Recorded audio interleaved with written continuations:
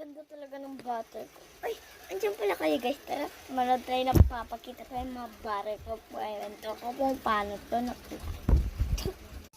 Ito ay nabili ko kanina. Yung pagkadating ko po guys, ay kanina po kasi ay nandito ako. Tapos pumasok po yung mga kapatid at pinsan ko.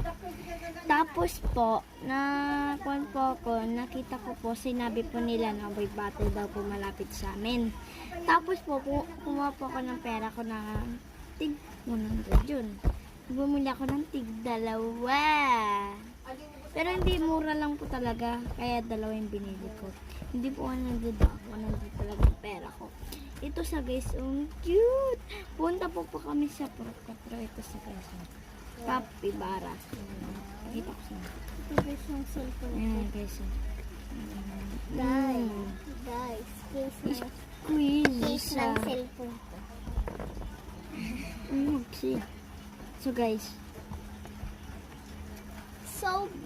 so nadidikit din. Made. So guys, bye! Ito lang po yun. Tapos po may ano po kami. Yun po. Mahaba po kasi ang kwento. Bye!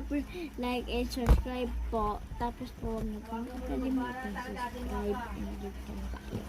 So guys, wow, talaga.